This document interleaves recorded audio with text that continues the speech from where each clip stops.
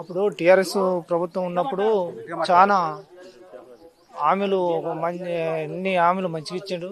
అప్పుడు రైతు బంధు కానీ, రుణమాఫీ కానీ, కళ్యాణ లక్ష్మి కానీ, కేసీఆర్ కిట్టు కానీ అన్నీ ప్రతి ఒక్కటి సౌకర్యం బాగుంటే. కానీ ఇప్పుడు ఎందుకంటే ఇప్పుడు రుణమాఫీ దృష్టిలో పెట్టుకొని కాంగ్రెస్ ప్రభుత్వం ఏమన్నారంటే, కేసీఆర్ ఒక ₹1,00,000 అన్నాడు, కాంగ్రెస్ ప్రభుత్వం 2,00,000 వరకు జనాలు ఏంటంటే మొగ్గు చూపిండు.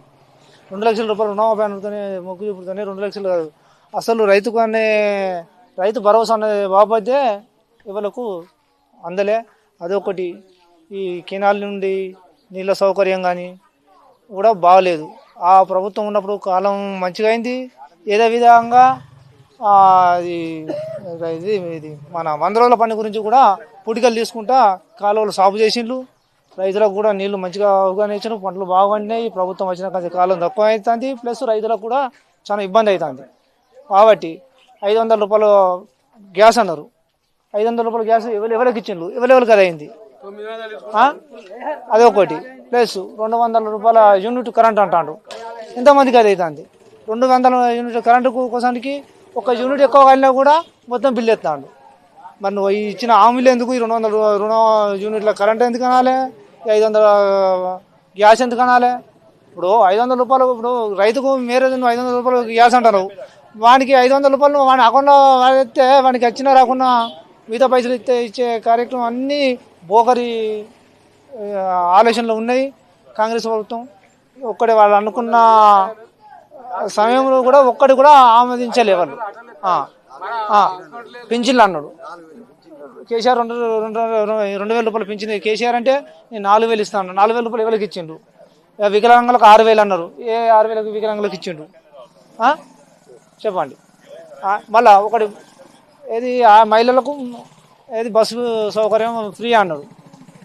ఉన్న రైతులు ఇప్పుడు ఏమన్నారు, రైతులకు కోసానికి పెడతాను అన్నారు.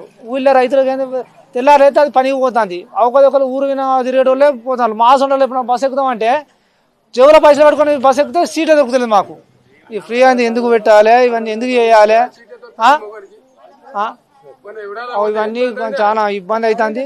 ఇప్పటికైనా ప్రభుత్వం ముందు తెలుసుకొని రైతులకు కావలసిన పనుల గురించి ఇందిరమ్మ ఇల్లు అంటారు, ఎవరికి ఉన్నది ఎవరికి వీళ్ళే తెలుసుకొని ఇవ్వండి. ఇప్పుడు 30 ఇల్లు అంటారు, ఉన్నోనికి అవుతాను. ఉన్నోనికి ఎందుకు? ఇప్పుడు నాకు ఇల్లు ఉన్నది, నాకెందుకు? లేనికి ఇస్తేంది.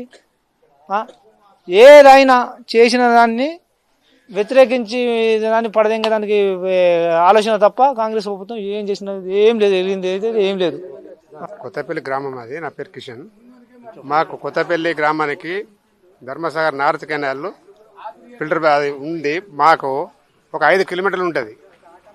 ఈ సంవత్సరం ఒక 2 కిలోమీటర్ల వరకు అంటే దామెర, మాన్గంపల్లి, దేవునూరు, ఎలకదుర్తి వాళ్ళ వరకు నీళ్ళు వచ్చినాయి. మాకు 2 నెలలకి వెళ్ళి సంక్రాంతి వరకు వచ్చినాయి. సంక్రాంతికి వెళ్ళి మాకు రాలేదు. నేను 3 ఎకరాల పొలం పెడితే 2 ఎకరాలు ఎండిపోయింది. నేను ఎంతో చాలా ప్రయత్నం చేసినా అధికారులను వీళ్ళు బలి చేస్తున్నారు. ఈ కాంగ్రెస్ గవర్నమెంట్ వచ్చి ఏ రోజు కూడా మాకు సబ్సిడీ నీళ్ళు రాలేదు. మాకు కేసీఆర్ ఉన్నప్పుడు 10 సంవత్సరాలకి వెళ్ళి నీళ్ళు మాకు వద్దు అని అంటే కూడా మాకు నీళ్ళు వచ్చినాయి. అప్పుడు గత 3 ఏళ్ల కింద కూడా నీళ్లు లేకుండా కూడా లిఫ్ట్ చేసి మాకు మరి పంటకు వ్యవసాయ పంటకు అందించిండు. ఆ ఘనత కేసీఆర్దే. కానీ ఈ సంవత్సరం నేను ఒక 1 నెల రోజులు తిరిగిన. మేము తిరగడం అధికారులను వీళ్ళు బలి చేస్తున్నారు. వాళ్ళు ఏంది మీకు పరిస్థితికి మాకు ఎందుకు ఇస్తలేరు అని అంటే, మాకు అక్కడ ఫిల్టర్ లిఫ్ట్ చేస్తే మాకు మోటార్లు అక్కడ ఆపోయినాయి.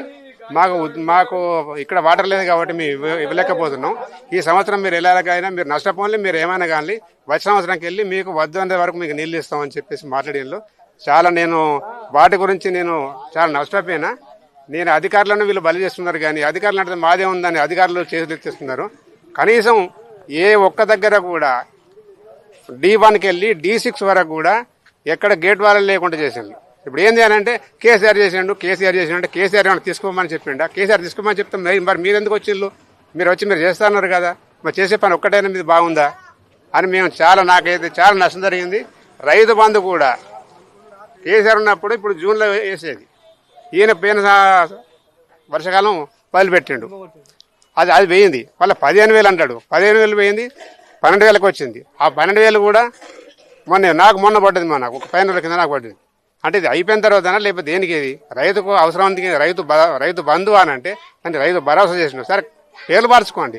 రైతు బంధు అని అంటే ఉపయోగపడేది రైతు పంటలు వేసుకునేటప్పుడు మనకు వస్తే వాళ్ళు ఇచ్చేది కొంత మనం కొంత ఇంకా అవసరం అనుకుంటే పెట్టుబడి అప్పు తెచ్చుకొని పెట్టుకుంటాం.